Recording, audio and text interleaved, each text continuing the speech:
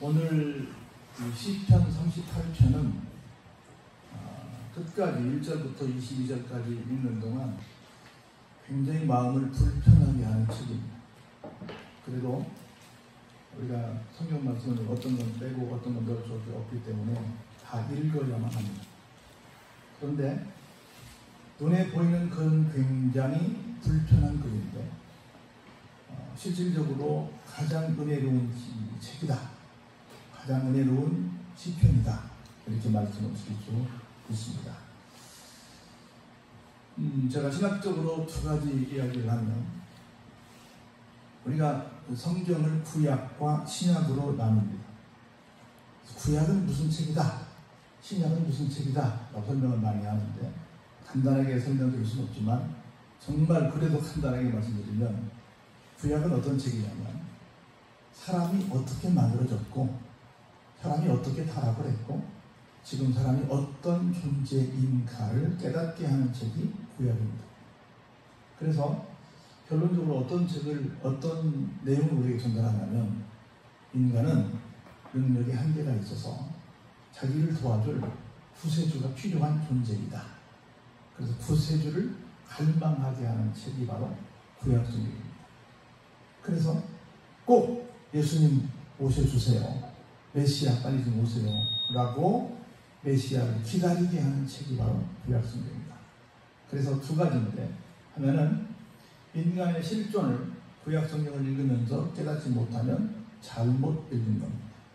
두 번째로 구세주의 필요성을 느끼지 못하면서 읽었다고 한다면 잘못 읽은 겁니다.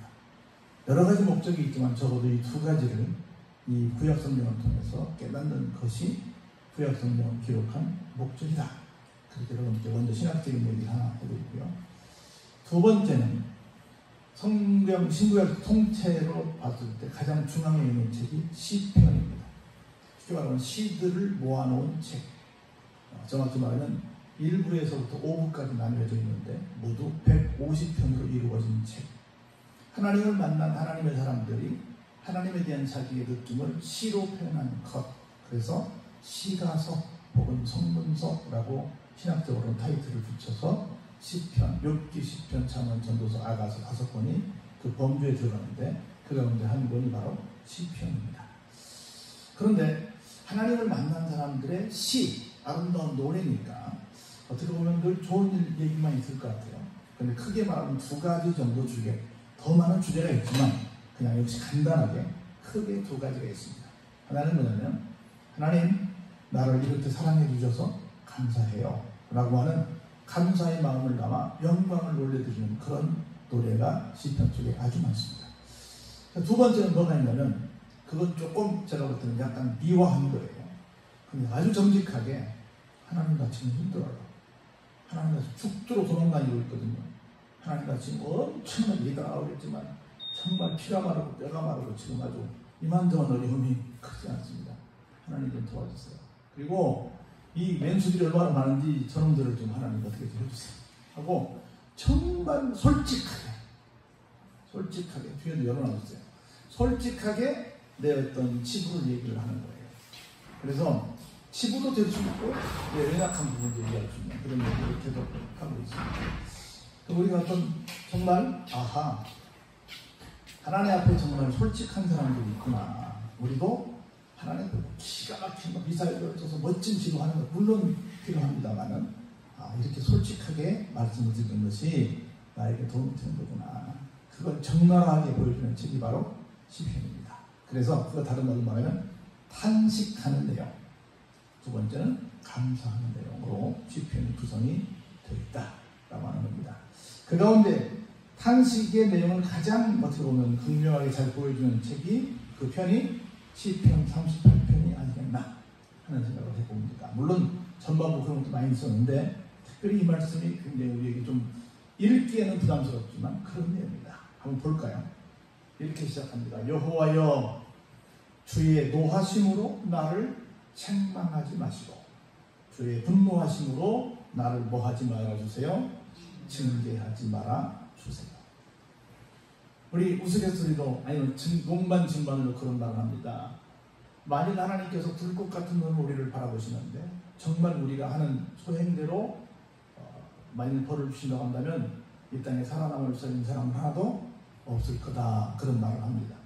미안하지만 우리가 어떤 그 영어 제목도 뭐 구타 유발자 이런 영화도 있었는데, 어찌 보면 우리 살아가는 것이 주님을 노하시게 해드리고 더 심하게 주님을 분노하게 해드리는 삶의 연속이 아닐까 하는 생각이 듭니다. 내가 의도했던 의도하지 않았던 정말 완벽한 잣대를 가지고 바라보시는 주님께서 보실 때는 저러면 안 되는데 하는 그런 삶을 우리가 얼마나 많이 살고 있지 않을까 하는 생각이 듭니다. 그걸 시인은 솔직히 고백합니다. 그래서 하나님, 제가 압니다. 제가 주님께 노하게 해드리고 주님을 분노하게 해드리는 걸 제가 아는데 그 일일이 다 따져가지고 저한테 책망하고 징계하시면 제가 살아남을 수 없습니다. 좀 제발, 제가 잘했다는 건 아닌데 제가 분명히 잘못한 건 압니다. 주님 좀 용서해 주시고 저를 더 이상 책망하시거나 징계하지 말아주세요. 이 우리 솔직한 우리의 고백이 되어야 봅니다. 늘 우리 그런 말 하잖아요. 죄악과 허물. 죄는 어떻게 보면 의도성이 있고요. 허물은 나도 모르는 제 실수하는 부분들이 많이 있는 거예요. 그리고 나는 그냥 별 의미 없이 말했는데 상대방은 또 그게 상처가 될 수도 있습니다. 그런 맥락에서 사람들에게도 노를 일으키고 분노를 일으키는데 하나님께는 얼마나 더 많겠어요. 그러다 보니까 한번 볼까요? 2절에 주의 화살이 나를 찌릅니다. 어딜 찌르겠어요? 또 양심을 찌르죠. 주의 손이 나를 심히 누르십니다. 어디를 누르겠어요? 내 가슴을 누르죠. 똑같은 얘기죠. 내 마음속을 계속 짓누르고 있다는 거죠. 내가 생각해보니 나도 하나님 노하시는 게 당연하다고 믿어집니다. 하나님 진노하시는 게 당연하다고 믿어집니다. 그래서 하나님 나를 당연히 책망도 하셔야 되고 징계도 하셔야 되고 나 믿습니다. 그런데 좀 도와주세요. 왜냐하면 3절에 주님의 진노로 말미암아 내 살에 성한 곳이 없습니다. 나의 죄로 말미암아 내 뼈도 평안할 날이 없습니다. 아까 우리 평화로 다 찬송했는데 내가 어떻게 해볼 수 없습니다. 정말 피가 마르고 뼈가 마르고 어떻게 해볼 수가 없습니다. 그래서 내 죄악이 내 머리에 어떻게 돼서 넘쳐서 무거운 짐이 돼가지고 내가 그걸 어떻게 해요? 감당할 수 없습니다. 하나님 아시지 않습니까? 제가 얼마나 약한 존재고 제가 얼마나 허물투성이고 실수투성이고 죄악투성이고 제가 얼마나 맨날 무너지는 거 아시잖아요. 저를 책망하시면 저를 징계하시면 제가 그걸 감당할 수 없습니다. 이게 우리 인생의 실존입니다. 이걸 고백하게 하는 것이 구약성입니다. 내가 나름대로 좀 바르게 살아보려고 하고 뭐 법도 공부하고 뭐도 하고 좀 뭔가 좀 노력을 했는데 로마서에서 얘기했던 것은 의인은 없나니 하나도 없다라는 말씀이 그렇구나 그래가지고 다른 상처도 아닙니다. 나한테 여기저기 상처가 나는데 내 상처가 썩어 어떻게 돼요? 뭐가 나요? 악취가 납니다. 왜냐하면 왜 그래요? 내가 우매한 까닭입니다. 내가 좀 하나님의 말씀을 더 잘 알았더라면 조금 더 내가 조심하며 살았을 텐데 내가 멍청해가지고 우매하다는 건 멍청하다는 거 아니에요? 멍청해가지고 하나님 뜻을 잘 깨달지 못해서 내가 이렇게 실수투성이로 허물투성이로 죄악투성이로 살아가다 보니까 그 짐이 너무 무거워서 감당할 수 없을 만큼 됐고 내가 봐도 내가 막 썩은 데가 아주 그냥 진동을 합니다. 하나님 좀 저를 내 실존이 이러니 보세요. 6절. 그래서 내가 아프고 심히 구부러졌으며 종일토록 어때요? 슬픔 중에 다니는 존재가 됐습니다. 심지어 내가 그렇게 돼가지고 뭐가 됐어요? 장애인이 됐습니다. 내가 정상적으로 똑바로 서서 걸을 수도 없는 그런 사람이 됐어요. 그러니 하나님 좀 불쌍히 여겨주셔서 뭐 하지 말라고요? 좀 책망하지 마시고 징계하지 말아주세요. 솔직히 이런 사람이에요 라고 나의 솔직함을 얘기하는 거예요. 그래서 보세요. 내 허리에 뭐가 가득해요? 열기가 가득하고 내 살에 성한 곳이 없어요. 그래가지고 내가 허리가 열기가 가득하다. 허리가 정상적이고 하다 그러면 정상적인 삶을 살 수 있어요? 없어요? 없죠. 서있지도 못하죠. 누워있지도 제대로 못해요. 앉아있지도 못해요. 이게 성한 곳이 없어요. 그래서 보세요. 8절에 내가 피곤하고 심히 상해서 마음이 불안해서 결국은 뭐 하고 있어요? 앓고 있다. 이게 우리 인생의 현주소입니다. 그래서 보세요. 우리 9절 한번 같이 읽어볼까요? 주여 나의 모든 소원이 주 앞에 있사오며 나의 탄식이 주 앞에 감추이지 아니하옵니다. 이런 상황을 보니까 나에게는 조그마한 소원도 없습니다. 나는 어떻게 해볼 재간이 없습니다. 나는 어떻게 나한테는 희망이라고 하는 찾아볼 수가 없습니다. 그냥 내가 이런 실존을 깨닫고 보니까 내가 살 길은 오직 누구밖에 없더라? 주님 붙드는 것밖에 없더라. 나는 너무 힘들어서 좀 앞으로 좀 안 했으면 좋겠는데 나도 모르게 그냥 아이고 힘들어 하고는 탄식이 그냥 숨길 수 없습니다. 그냥 나옵니다. 내가 알잖아요. 주님 나 그냥 죽겠습니다. 그냥 내가 지금 그러고 있는 거지. 아주 솔직히 고백하고 있는 내가 나의 탄식이 주 앞에 감추이지 아니야. 숨길 수 없습니다. 내 심장이 뛰고 내 기력이 쇠하여 내 눈의 빛도 나를 떠난 말이다. 겨우 뭐예요? 목숨만 그냥 붙어있는 내 상태가 되어 있습니다. 라고 하는 겁니다. 그래서 결론이 어떻게 되는 거예요? 내가 사랑하는 자들, 내 친구들이 뭘 어떻게 해요? 다 내 상처를 멀리하고 심지어 내 친척들도 멀리 서 있습니다. 아무도 몰라요. 내가 지금 얼마나 큰 고통 중에 있는지 아무도 모릅니다. 내가 지금 이렇게 목이 지난 3일 동안 가서 막 죽으라고 외치면서 부음이라고 하는데 내 목의 존재를 아무도 몰라요. 아무도 몰라. 얼마나 내가 힘든지 아무도 몰라. 자, 볼까요? 12절에 내 생명을 찾는 자가 원물을 놓고 나를 헤아리는 자가 괴악한 일을 말하며 종일토록 어때요? 음모를 꾸미고 있어요. 지금 내가 잘못한 것 때문에 내가 이렇게 힘들어 죽겠는데 그냥 놔도 죽게 생겼는데 어떤 일까지 생겼어요? 적까지 생겼어요. 올무를 놓고 내 생명을 찾는 놈이 생겼어요. 나를 헤아려고 괴악한 일을 말하고 종일토록 음모를 꾸미는 놈이 있어요. 그냥 놔도 죽겠는데 설상가상으로 이런 원수까지도 등장을 했어요. 라고 합니다. 그래서 보세요. 13절 한번 볼까요? 나는 못 듣는 자같이 듣지 아니하고 말 못하는 자같이 입을 열지 아니하오니 나는 듣지 못하는 자 같아서 내 입에는 뭐요? 반박할 말이 없습니다. 우리 입이 100개라도 할 말이 없어요. 전문하잖아요. 입이 100개라도 지금 내가 내 몸에서 나는 악취가 막 진동을 하는데 그렇게 된 상황에 대해서 드릴 말씀이 없고 또 나를 죽이려고 얼굴을 들고 오고 오만 이상한 말로 나를 막 괴롭히는 저 사람도 있는데 그거에 대해서 내가 어떤 사람인지 알기 때문에 내가 입이 100개 천지 만개라도 할 말이 없어요. 라고 하고 있는 게 시인의 마음이고 우리 인생의 현 실존입니다. 그래서 한번 15절 크게 같이 읽어볼까요? 여호와여 내가 주를 바랐사오니 내 주 하나님이 내게 응답하시리. 그래서 제가 얘기했잖아요. 구약 성경을 읽는 목적이 뭐예요? 안 주겠다. 나로서는 안 주겠다. 이 돌파구를 내가 어떻게 찾을 길이 없구나.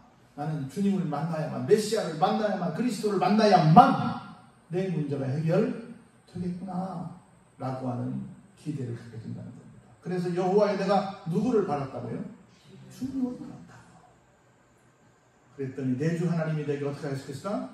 응답하시리라. 응답하실 줄로 믿습니다. 지금 나의 상황을 다 직시하시고 이 문제를 풀어주실 줄로 믿습니다 라고 하는 믿음의 고백을 하고 있는 거예요. 자 볼까요? 16절에 내가 말하기를 두렵건대 그들이 나 때문에 기뻐하며 내가 실족할 때에 나를 향하여 스스로 교만할까 하였나이다. 내가 무너지는 것 그럴 수 있습니다. 그런데 나 때문에 나를 괴롭히는 저놈들이 나 때문에 기뻐하거나 교만해질까 싶습니다. 이 말은 무슨 말이에요? 저놈들이 내가 하나님을 믿는다는 걸 아는데 나 때문에 하나님의 영광을 가려울까도 사실은 두렵습니다. 는 내일까지 포함이 되어 있죠. 볼까요? 내가 넘어지게 되었고 나의 근심이 항상 내 앞에 있습니다. 그래서 18절 다시 한번 보시죠. 시작. 내 죄악을 아뢰고 내 죄를 슬퍼합니다. 우리 인생은요, 아니야, 나는 내 주먹을 믿을 수 있어, 나는 똑바로 갈 수 있어, 막 이렇게 합니다. 그런데 안 됩니다. 우리 여러분 그 얘기 많이 하잖아요. 여러분이 저 학교 운동장에 가가지고 우리 다 어느 학교나 다 100m 달리기 이 코스는 그려져 있잖아요. 거기를 한번 여러분이 똑바로 한번 걸어보시기 바랍니다. 눈을 뜨고는 똑바로 걷습니다. 눈을 감고 가보십시오. 눈을 감고 하면 똑바로 갈 수 있대요? 갈 수 없대요? 갈 수 없다고 그럽니다. 내 생각에는 분명히 갈 수 있을 것 같아요. 근데 분명히 내 생각대로 가면 그 길은 어떻게 돼요? 넘어지는 길입니다. 그리고 그 길 앞에는 항상 뭐가 있어요? 근심이 있기 마련입니다. 그래서 이것을 고백하고 이런 모든 안 좋은 결과가 무엇이다? 죄악의 산물이다. 그것 때문에 내가 슬퍼할 수밖에 없는 존재가 되었다 라고 하는 것을 고백하시고 인정하시기 바랍니다. 그래서 볼까 이제 결론적으로 얘기를 가봅시다. 내 원수가 활발하며 강하고 부당하게 나를 미워하는 자가 많으며 또 악으로 선을 대신하는 자들이 내가 선을 짠다는 것 때문에 나를 대적합니다. 여러분들 기억하세요. 아, 왜 내 곁에는 나를 힘들게 하는 놈들이 많지? 왜 나만 그래? 누구 말하다 왜 나만 갖고 그래? 이렇게 말하는데 여기 보니까 내가 하나님 앞에서 내 실존을 보니까 내 주변에 뭐가 많대요? 활발하고 강한 왼수가 많대요. 그리고 부당하게는 뭐예요?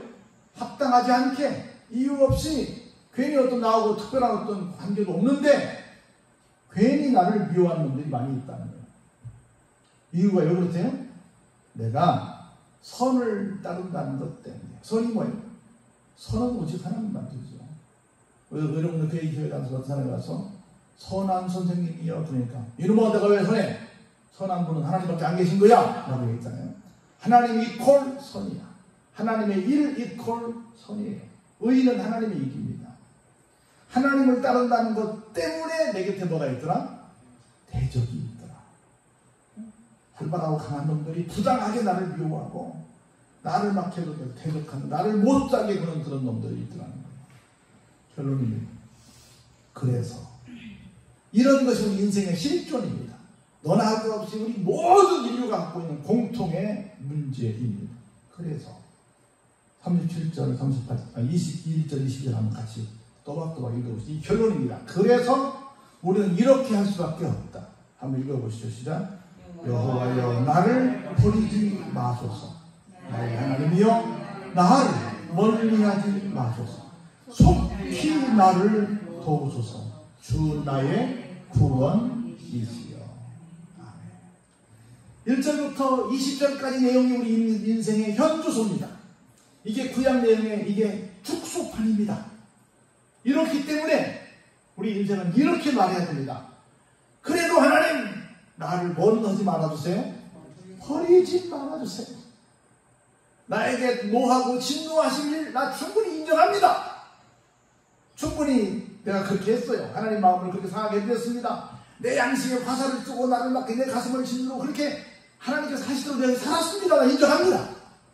그래도 좀 봐주시고 좀 책망을 유보해 주시고 징계를 좀 안 해주셨으면 좋겠습니다. 그리고 제발 뭐는 하지 말아주세요. 나를 버리지는 말아주세요. 하나님은 버리지 않습니다. 한번 택한 백성은 끝까지 책임져 주십니다. 버리지 말아주세요.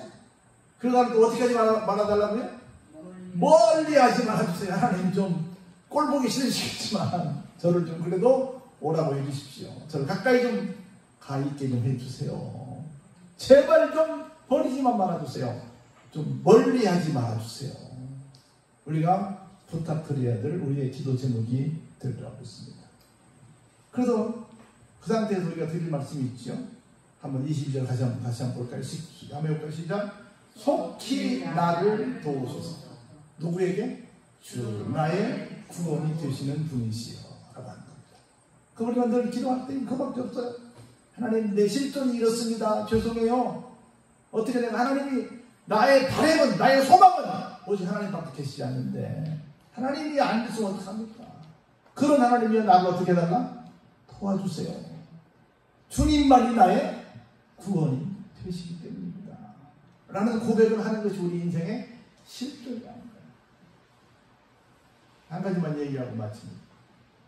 여러분, 이스라엘을 하나님께서 이스라엘 민족들을 출애굽시켜가지고 광야 40년 동안 막 열심히 훈련시켜서 이스라엘 땅에 데리고 들어가시면서 뭐라고 말씀하셨냐면, 얘들아, 날 따라온다가 내가 너희들을 데리고 가는 땅이 있는데 말이야, 거긴 가나안 땅이야.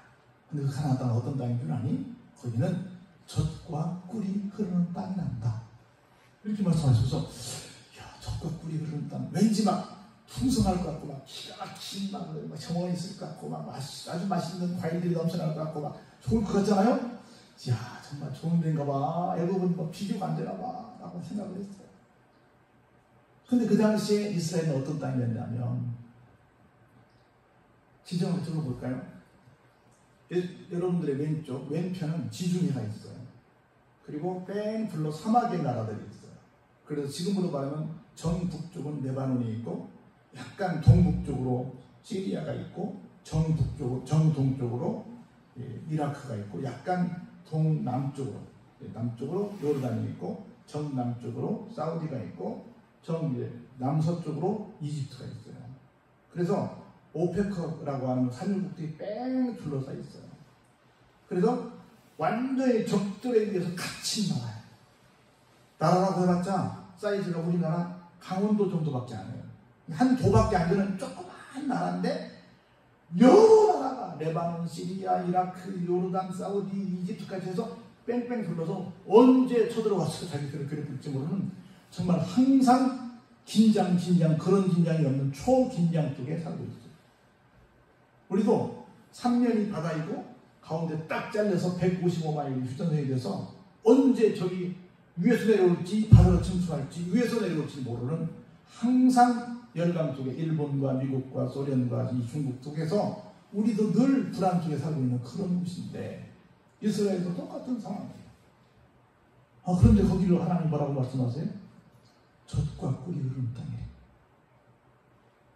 두 번째는요, 이 세상에서 가장 지대적으로, 이게 표면적으로 낮은 땅이 이스라엘이야. 얼마나 낮냐면, 우리는 대부분 여기 해발 몇 메타 그러잖아요. 설화산은 해발 몇 메타입니까? 한 400~500m 될 거예요. 해발 몇 메타 이렇게 얘기해요.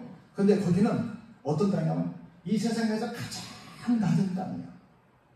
얼마나 낮냐면 갈릴리 호수가 해저 212m야. 그래서 그 당시에는, 지금은 펌프할 수 있잖아요. 그 당시에는 펌핑을 못 해가지고 물이 있는데 물을 못 넣어. 그리고 사해는 해저 400m야. 그래서 거기에 물이 한 번 들어가면 절대로 밖으로 나오지 못해.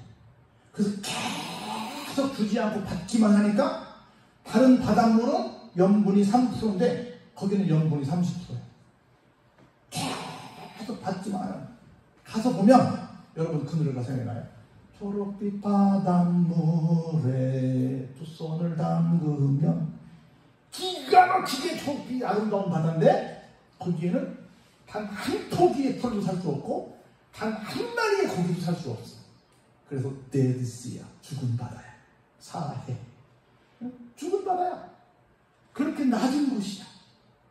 그래서 정말 낮고 낮은 그런 쓸모없는 땅이 불모지인데, 하나님은 뭐라고 말씀하세요? 그곳이 젖과 꿀이 흐르는 땅이에요. 세 번째는, 우리는 추나추동이 있잖아요. 봄, 여름, 가을, 겨울이 있는데 거기는 4월부터 한 9월까지가 이 건기야, 건기. 물 한 방울 없어서 모든 땅이 완벽한 황무지야. 아무것도 농사를 지어먹을 수가 없어. 오직 그냥 뜨거운 태양만 내려쬐는 거야. 그래가지고 9월 정도에 이른 비가 내려요. 그때 비가 내리고 막 쏟아가지고 파종을 해. 이른 비가 내리지 않으면 파종을 할 수가 없는 그런 땅이에요. 그리고 3월이 되면 이제 수확을 해야 돼. 수확하기 전에 마지막에 또 늦은 비가 내려와야만 수확을. 여러분 모내기 하는 사람들이 모내기 할 때 물이 필요하잖아요. 그리고 이제 수확하기 전에 물을 대가지고 잔뜩 물을 줘서 자라게 한 다음에 기계가 들어가기 전에 논을 말려서 콤바인 들어서 이제 하는 것처럼 반드시 한 9월에 이른 비가 내려야만 파종할 수 있고 마지막 3월에 수확하기 전에 늦은 비가 내려야만 마지막 결실을 해서 거둬낼 수 있다는 거예요. 파종할 수 있고 수확할 수 있는. 그러니까 환경적으로 정말로 안 좋은 거야. 반면에 그들이 403년 동안 살았던 애국은 장장 이 나일강이 600km가 됩니다. 그렇게 엄청 길어서 물이 풍부해서 어마어마한 당대의 최고의 살자는 나라였단 말이에요. 그런데 생각할 때, 야, 너희들이 두 세계 최강대국의 나라, 지금 미국에서 살았지 않니? 근데 내가 인도하는 나라는 더 좋단다. 왜냐하면 그것은 젖과 꿀이 흐르는 땅이니까. 그런데 지금 내가 설명했는데 들어보니까 젖과 꿀이 흐르는 땅이 아니에요? 택도 없는 얘기야.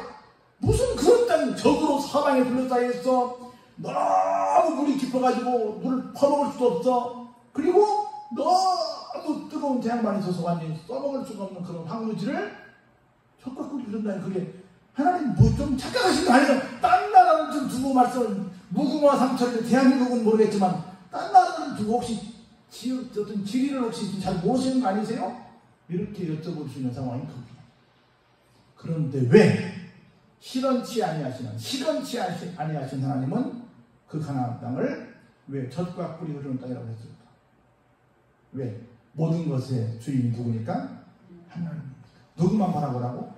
나만 바라보면 비록 그렇게 척박한 환경이 있더라도 그것이 뭐다?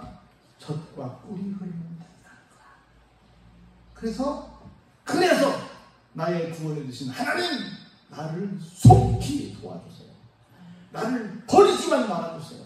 나를 멀리하지만 말아주세요. 그냥 주님 곁에만, 아버지 곁에만 있게 해주세요.